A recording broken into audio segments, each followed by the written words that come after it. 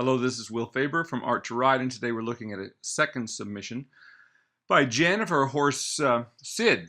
Now, Sid in the previous video we saw, she'd just gotten started. He's about 19 years old then, so a little older than that now. And he had some time to lay off, but it was very interesting to go back and look at that tape, and I think it's good for all of you too to kind of see the difference.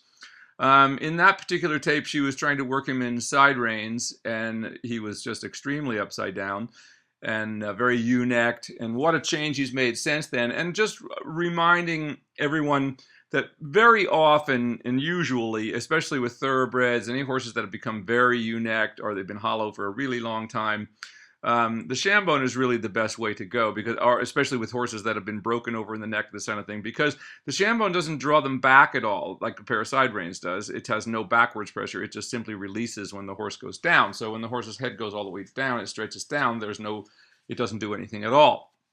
But it encourages the horse to stretch out and down rather than to just sort of pull the neck over from the middle of the neck kind of thing, which can happen very easily with side reins. And I said, especially with horses that have been upside down for a long time.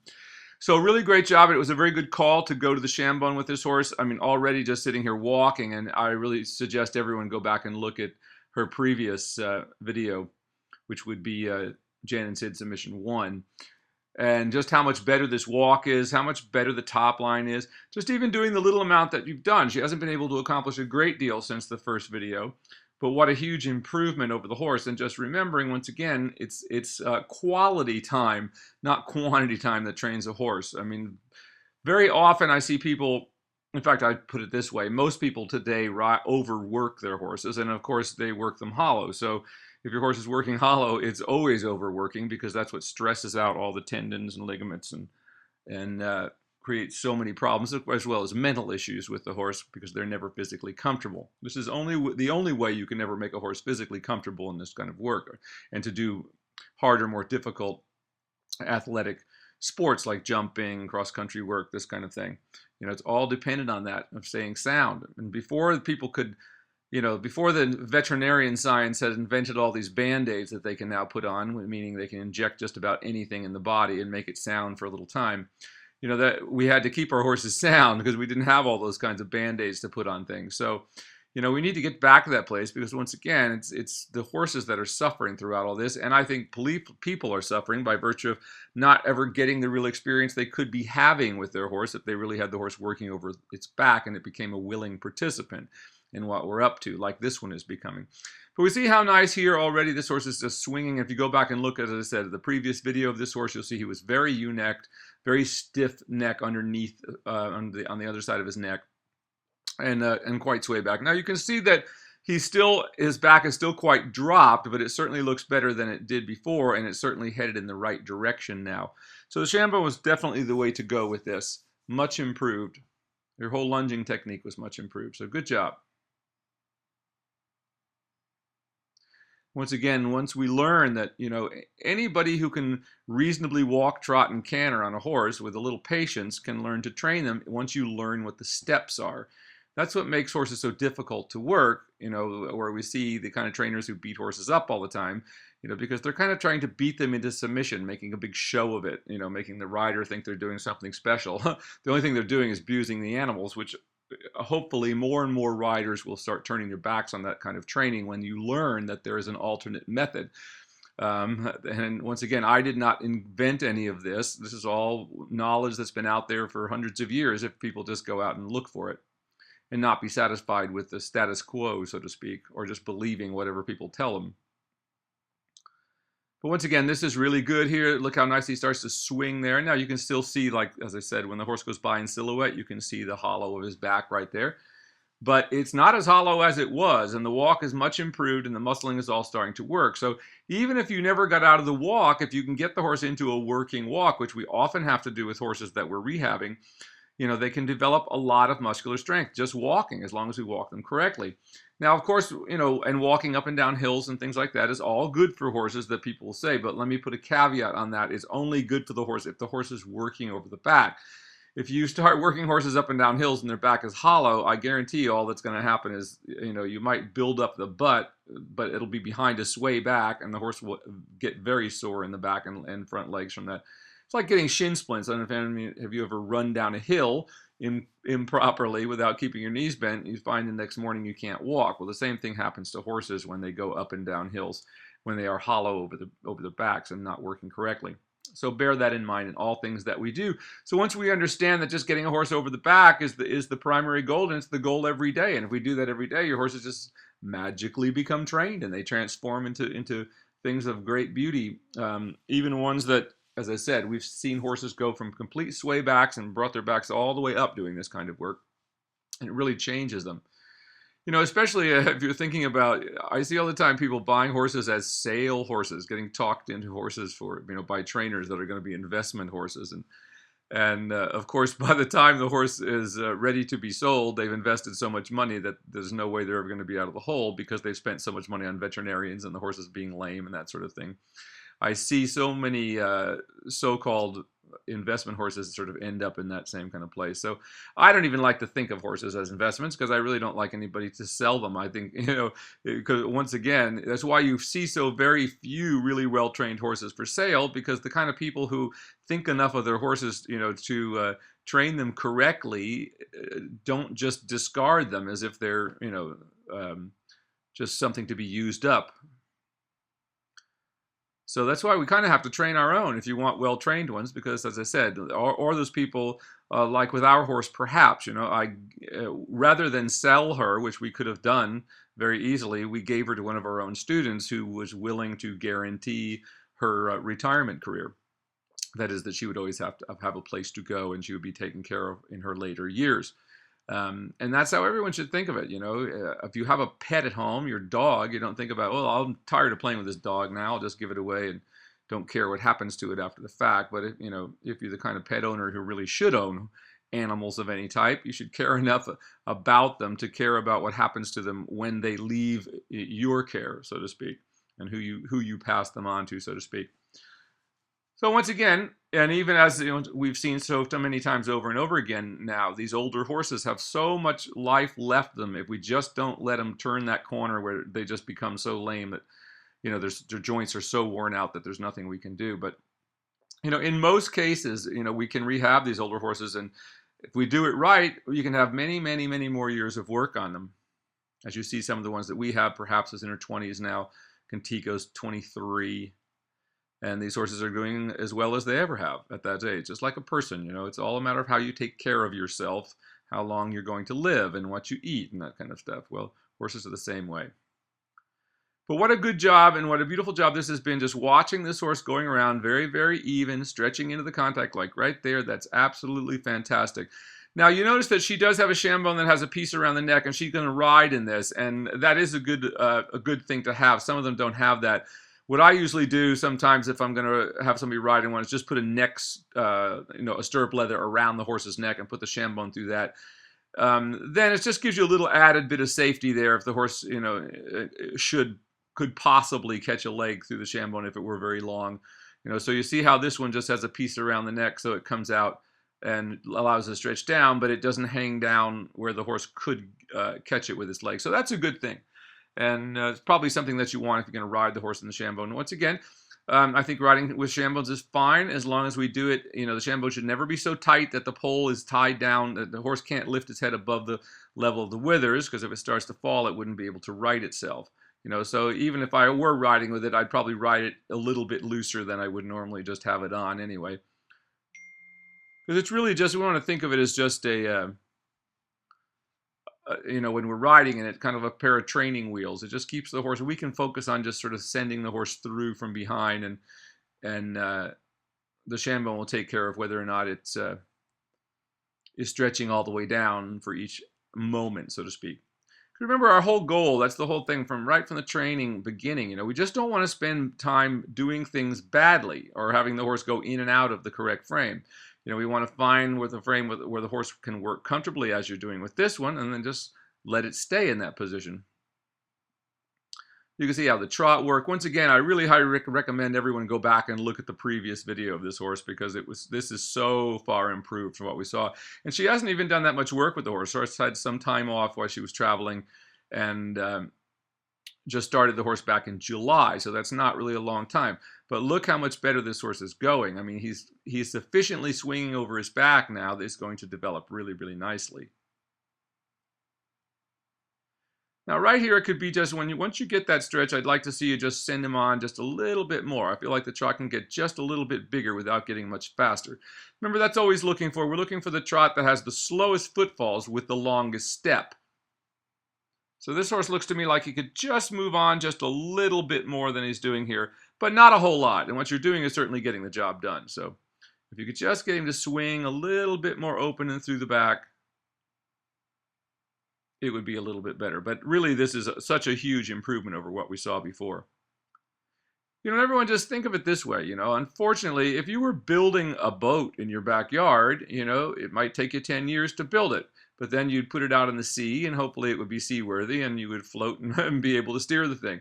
Well, the same thing is true of horses. Unfortunately, people try to drive them before they build the engine, so to speak. So it's like they have a car and then, you know, they've got the engine running on 3 cylinders and no brakes and, you know, and no power steering, and they want to go out on the track and try to do something with it. Well, that's just foolish, you know, and certainly somebody wouldn't do it with an automobile, which is not even something that has a mind of its own. How silly it is to do that on horses. And once again, that's where we see so many needlessly injured horses and injured people, because people just, you know, they put the horse in dangerous situations before the horse is ready to handle it. And of course, what can be a dangerous situation? Anything that startles the horse, you know. So it could be just going on a trail where, you know, there's birds flying up out of the bushes and that sort of thing. You know, you need to have a certain amount of control already before you go out and tempt your fate that way. And once again, it should be done a little at a time. You don't just suddenly go out, oh, let's go on a 10-mile ride today. You know, if you have young horses, you'd want to do all the same work you're doing right that you normally do. And then at the end of that work, when the horse is nice and relaxed, then you would take them for a short little trip out, or maybe just around the barn, around the farm, and then, you know, the next time a little further down the lane. Just getting yourself so you're not, I mean, I can tell you how many people I've seen have to walk home 5 miles after, you know, laming up their horse or falling off of it or some such thing, you know, that they got themselves in a situation they couldn't handle and ended up having to walk 5 miles because they were afraid to get back on the horse. So that's the kind of thing you don't ever want to have happen. So you just put your ducks in a row.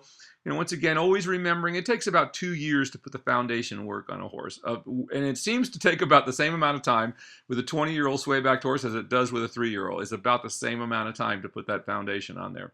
Of course, now if you have a horse that is extremely hollow, something like that, you know, it may take time. I mean, we've had ones that have taken 2 years just to get to the point where they're strong enough. You know, these very extremely sway-backed horses that have been damaged a great deal.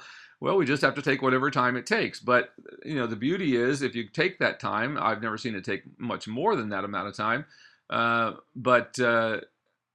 then you have a horse that's going to last you for years, and it's going to be safe, and it's going to keep you out of the hospital in most instances, and that's what we want.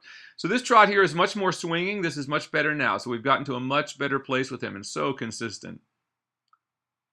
As I said, I like to, you know, when I think of when I'm going to get on a horse, when I look at it in the lunge line, it looks like something is going rhythmically and nice and relaxed and stretching into the contact. Looks like something you might want to ride. Why anybody would want to get on an out of control horse and, you know, and then try their best to get it under control, it just doesn't make any sense. And once again, you know, I see a lot of riders. I just saw a thing in Europe somewhere where some guy was just getting on these like big 3-year-olds and they're going crazy and rearing up.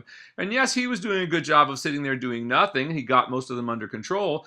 But the point being is, you know, it only takes one fall to end your career, you know. So, you know, to put yourself in that kind of situation, and once again, everybody I've ever seen in my life, and I've seen many of them, you know, who are kind of rough riders, so to speak, the kind of people who can stay on anything they think, you know, and ride anything, you know. But once again, when you ride like that, you know, you're riding for a fall, so to speak. And when it happens with those people, it usually happens extremely. Like you have people with jumpers who are, you know, jumping big fences and jumping them hollow. Well, you know, I can't tell you how many jumping trainers I know who've been flipped over on because of that. They finally get in front of the fence that because the horse is hollow, it can't make it over.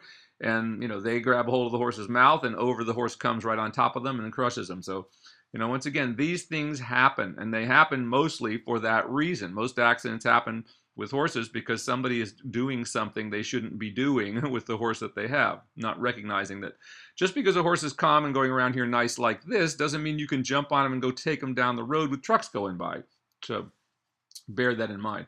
But this is how we get them to that point. Once again, it's to getting to that point where we get them in the zone like this horse was getting there, where he just, got very relaxed and stayed very rhythmic, and that's exactly what we're looking for. Come back to a good walk. So this horse has improved so much. I mean, look at the belly. We saw the horse before. He was a little bit more distended there through the belly, but this horse is pulled up through that abdominal wall and is using itself beautifully. And once again, even if you didn't even go into the trot and did only the walk work, it would still have the same effect over time. So you can never do that. You can do a lot of walk. It's a very low impact exercise, so we can do a lot of that. And once again, if we can build the horse over the top line, it's still going to develop muscle even though you're doing nothing but walking, which is what our goal is all the time.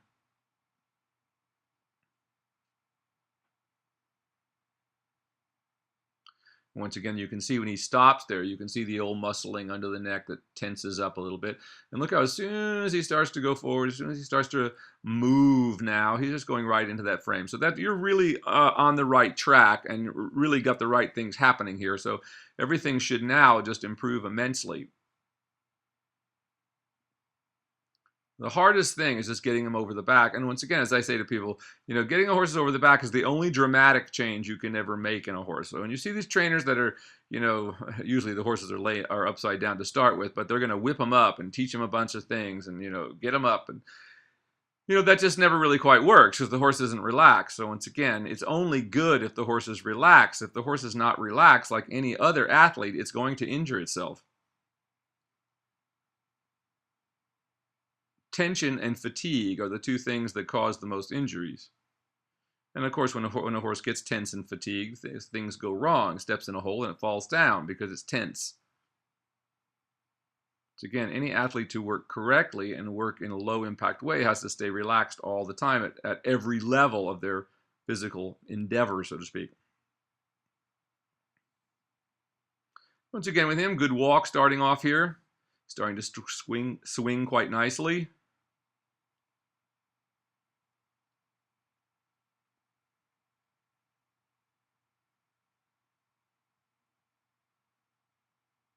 Could be a little more active here, but he's starting to stretch nicely into it. But we can see the walk getting a little slow behind, and of course that's where she needs to activate him and send him on a little bit. There we go, like that. Look at the difference there. All of a sudden you see how the horse picks up that leg. And only when the horse is stretched is it able to do that when it has such a limited amount of top line that helps that to happen. Once again, the back lifting up is what allows us to conjoin the front and back end of a horse. A horse that's hollow can never be balanced. It can be slow. It can have a lot of high knee action, but it's never going to be really balanced. It's always going to be on the forehand. As I said, one of the best examples of that I've ever seen was out in the hunt field one day when we had a hunt, where we invited opening hunt and invite a lot of different people to come. A group of people showed up on Tennessee walkers to go fox hunting. That was the most interesting I've ever seen. We saw them for about 2 minutes as we left the paddock, and we saw them at the end of the day because the horses, they just can't cover any ground because everything is just being wasted lifting their legs up instead of propelling them forward. So that's the thing we've always got to remember. Lifting knees up high is an inefficient way of a horse working unless the horse is working through behind. So in other words, whatever the height of the knee action is relative to the horse's conformation and relative to the horse coming through behind. It'll have a natural knee action. If you try to alter that, by making the horse lift its knees up higher, you end up doing things like the Tennessee walking and saddlebred people do, of soaring their horses up in chains on their feet and platform shoes and all the crazy things and abusive things. And there's no other way to look at it. All of that stuff is just abuse. I mean, tacking a 6-inch or 8-inch artificial foot to the horse's foot and making him stand on it is abusive, however you want to look at it. Cutting a horse's tail to make it stand up so it looks like... Now, you see how a horse, when it goes correctly like this one, how they lift their tail out a little from the body like that. That's exactly what's supposed to happen and shows you that the horse is working a little bit over its back because the tail is the end of the spine. So that's how it should be. So the Tennessee walking horse people and these saddlebred people, They want to make the horse, it was all about making the horse look like it was doing something it's not. So you break the tail and make it so it sticks up in the air all the time. And once again, of course, the horses lose their ability to swish away flies and that sort of thing. And this sort of thing, that's why I'm always appalled that our United States equestrian team, still recognizes these things. I mean, they kicked out the Tennessee walking horses years ago for abuse. I grew up in Kentucky, and most of the trainers who train Tennessee walkers also train saddlebreds. I mean, they're people who are cut from the same cloth, and once again, those are just abusive forms of riding. There's no other way of looking at it. It's just people who don't understand how horses are supposed to move and function in nature, trying to impose this human physical idea of what they think is beauty, which is a horse, snapping its knees up in the air. So it's kind of anti-nature, so to speak. And the horse should look like nature around you. It should look round and flowing, just like this one is starting to look now. What an improvement in this horse. I mean, he's even starting to develop a little bounce, as I like to say. You can see how the hocks are starting to work, a nice circular action. Always remember, once again, when you see upper level horses, at whatever level, the hind leg must always swing through on the same plane as the front leg. In other words, they must move exactly in unison. If one is being thrown out from the shoulder and the other one's pulling straight up behind, that's a horse that's very hollow. And that should, if our judges knew what they were looking at, should count down. Once again, message to all the judges out there in the world, how judging was intended to be, 5 means sufficient. So that means a horse that's not working over its back should not be able to score higher than a 5 on any movement, and that's where we start. So if the horse comes in the ring and it's working over its back, then we can go from 5 up, so to speak. But if the horse is not working over its back, the horse should not be able to score higher than a 4 because it would be insufficient. Now, that's actually what it says in the rule books, but unfortunately, too many judges today either don't know what a horse looks like when it's working over its back, or don't care, or simply want to keep judging, because unfortunately we live in a world where the judges are picked by popularity, by how high the scores are. And this is something that seriously needs to change in dressage. As Klaus Bachenhall suggested, the judges should be pulled from a lottery. No one should know who the judges are until the day of the horse show. That would stop a lot of this and would give the judges the courage to give the marks that the people actually should be getting, as they used to do years ago. Now, this is getting a little slow here, so we want to send them on a little bit more active than that. These are just things to think about, when people are talking amongst themselves about horses, and, these organizations are just run by people. So the people, if get a better education, will be able to rein in these organizations that, whose goals are really just horse showing. But remember, all of these organizations for horses were originally intended to protect the horse. And this is what we have to be sure is still happening. Now we can see here, right here, he gets a little bit hollow there in that, and he just needs to send him on. So he's a little bit more difficult in this direction, but as soon as he stretches into the contact there, it all looks good again. And even if it takes you a little bit to build it out like he did on the other side, by the end of it, he was swinging actually really very beautiful. We can see he's a little bit more difficult in this side, but there he goes. Once you get it there, and keep it swinging. Once again, you see how as soon as he drops that head and neck, how the back end starts moving in a round circle again. That is, if you put a dot in the middle of the hock, when the horse is in a good working trot, it'll be making a perfect circle and not an ellipse. That is, it's not being pulled straight upwards. It should make a circle. So this is all very, very good. And once again, the foundation of everything else. And that's why it's so important that we get our judges back to judging correct foundation and understand the difference between a horse that's moving over its back and one that's just pulling its legs up. Remember, the goal of dressage was always to find a more enlightened way to train a horse. That is, that we don't have to force them to do everything and they can become willing participants. This is the only way you can go about that and get that to happen. That is, developing them correctly so that they're physically able to do the work that we ask them to do. Seems like a simple concept, doesn't it?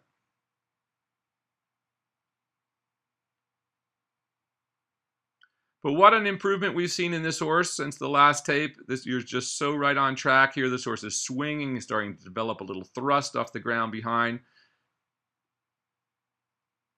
and actually propelling itself. And once again, you can really see the difference. Watch every time the horse throws its head up in the air, how you can almost see it stabbing the ground in front to start pulling with the shoulders instead of lifting from the back end.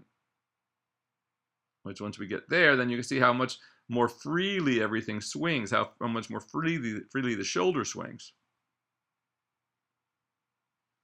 Canter's still a little bit frantic here, not great. And so you wouldn't want to do a whole lot of this yet. And just try it every now and then, about like that. But what we can see from that is this horse really isn't ready to canter a whole lot yet. Still pretty out of balance. So I would keep that to a minimum, you know, even every few days. No need to even try it every day, because I can tell you from what I'm seeing here that it's going to take longer than that. You know, so once again, you know, once a week or so, try the canter and see if it works or if he accidentally goes into it. But when the horse is strong enough to canter correctly, like you're getting the trot, and of course the trot here, and especially in this direction, we're only getting, you know, about 50% of the time here. As that gets better, you will see the canter just improve. Now that second canter was a little better there, a little better over its back. And that's exactly how you would want to do it, just little short periods of time in the canter. Back to the trot, and you see how everything kind of falls apart there. It gets a little hollow and comes back into it. But that would be the most amount of canter that you'd want to do. A couple of circles around like that, test it out. But once again, I wouldn't even do that every day with this horse because he's still not quite cantering over his back. So we want to just build more strength at the walk and trot, and pretty soon you'll find that the canter will improve. But we can see how that kind of, it didn't have a good effect. He came back a little ewe-necked and a little disunited through his back. So that canter wasn't good enough to have a good effect on the horse. So don't do it. That's being the point. Build the strength in the walk and trot, and before long, you will be able to do it.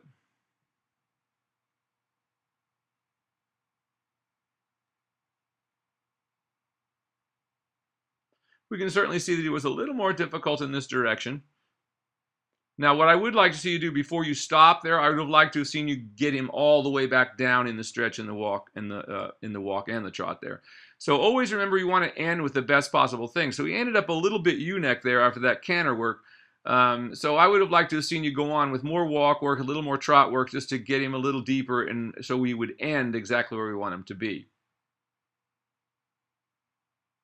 And even though you're going on here, but I still would have liked to have seen that on the other side as well. So every time you try that as a little more difficult exercise, get him all the way back to the stretch on that same side before you let him stop. Now that's the only thing you've done even marginally wrong to this whole thing. So really, it's really been a huge improvement here. But just something to think about. That is, we want to go up through the gears and back down through the gears as smoothly as possible, being sure that every gear that we get, each gear smoothed out before we go back to the next one. So I would have liked to have seen you come back to the trot, get him really nice and soft and round in the trot again, and then come back to a nice walk. So he just gets in the habit of doing that. Now you are coming back to this side, and he stretches a little better on that side, so that will be good too. But it would have been better had you done that on the other side before turning him around.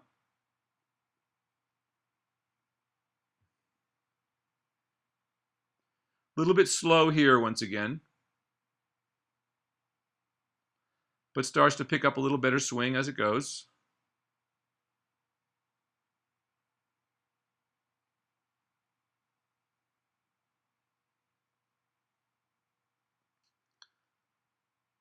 Now a little better canter on this side, like everything else. The canter's a little better on this side, but still a little uncomfortable. I would say still not where I would like it to be to do much of it, but certainly better on this side. You can see how the neck stays out in front of him a little better.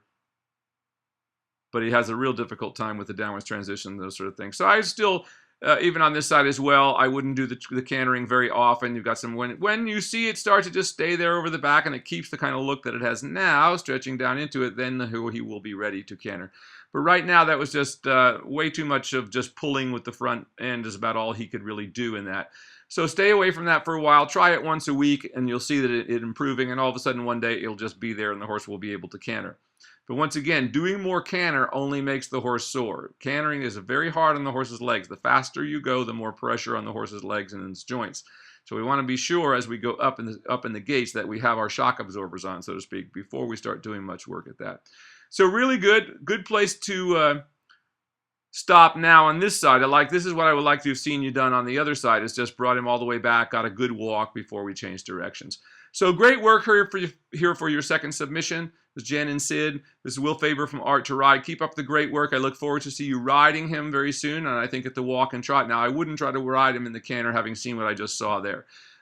Great work. Keep it up, and we'll see you on his back here very soon. Thanks so much.